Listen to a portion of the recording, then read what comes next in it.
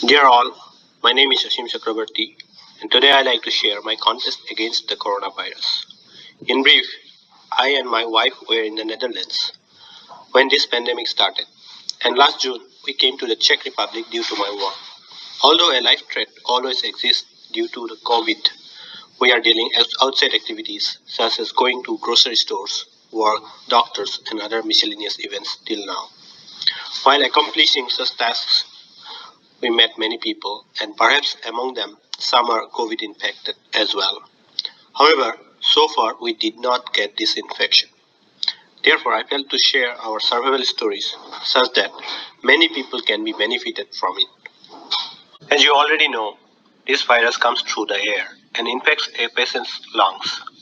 This causes severe breathing problems to the patient, and in the worst case, he or she can die. Hence, every one of us should give utmost attention to protect the lung. In the lung, there are many tiny air pockets as shown in the inset where the blood exchanges oxygen and carbon dioxide during the process of breathing in and breathing out. Over those air pockets, enmeshed microfiber-like blood tubes are responsible for this exchange. I believe these pockets are actually the doorways that accessed by a coronavirus to get into a whole human body. Connection between the lung and the heart is such that in one process the heart pumps out oxygen-rich blood received from the lung to the other different organs. Simultaneously, in another process, the heart receives carbon-mixed blood from those organs and later pushes to the lung again for the purification. Such processes continue till we are alive. While a heart is pumping blood, electric discharge on top of the heart squeezes these upper lobes and pushes out the blood that entered here from the lung and other organs.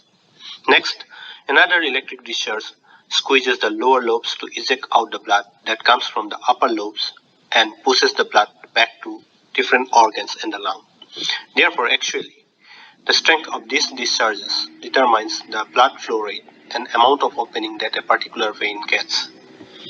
My speculation here is that the novel coronavirus could be necessarily in tune with a human system due to our blood circulation mechanism.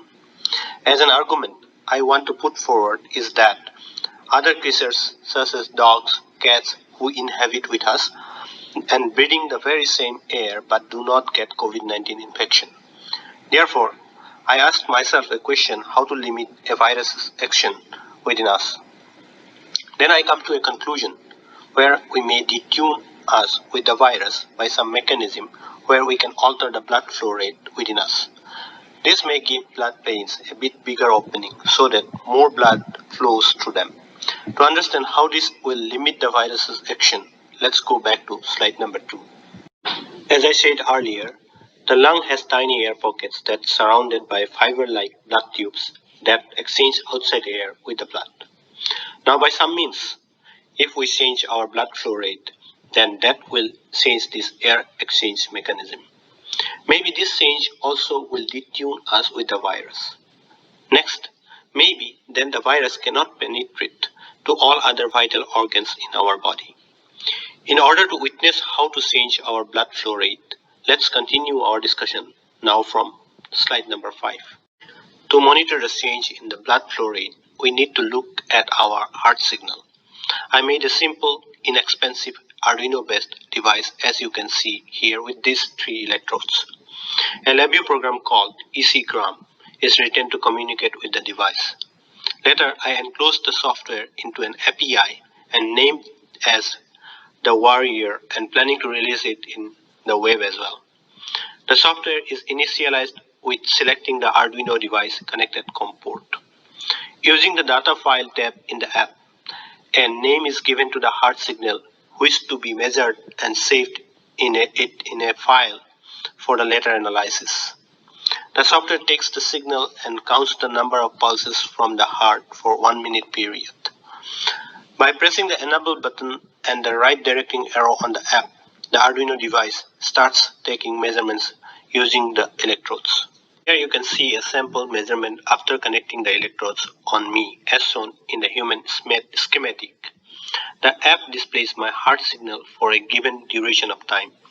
Now I will present my signal analysis in different situations as named as RMS at the starting slide. My first target was to create a restful state, abbreviated as R, within me, and that helped to change the blood flow rate within me. Two consecutive heart pulses in the red and black cardiogram graphs are the heart rate measurements that I have performed upon me at prior and post establishing this restful state. As it can be seen from the cartoon pic, it was done by sitting in a nice posture and creating a ease state just by letting go all the stresses in me.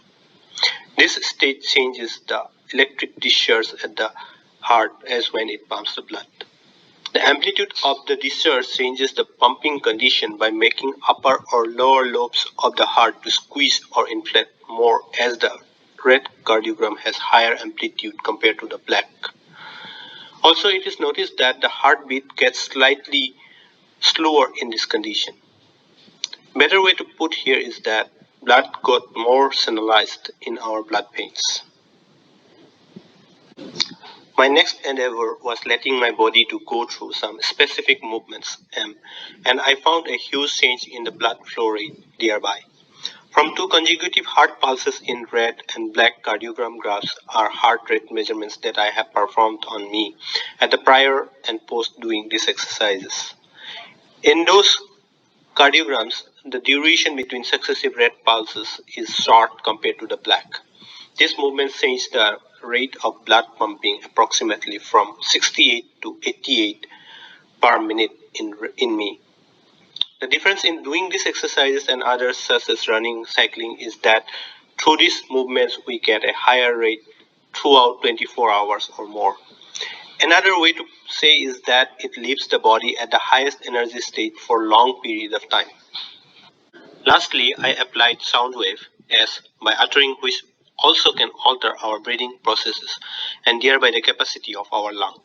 One condition is such that these waves are not any random, rather some rhythmic words that create some highs and lows in air within us. This in a way alter the heart rate as can be seen from the red cardiogram. Compared to the black cardiogram, duration between two consecutive red pulses is shorter and also their electric discharge amplitude is larger. Hence, the blood flow rate on the veins not only will be faster, however, vein opening will also be larger. With these exercises, I established my own defense mechanism against the virus. I hope you can also do the same. Thank you for watching this video.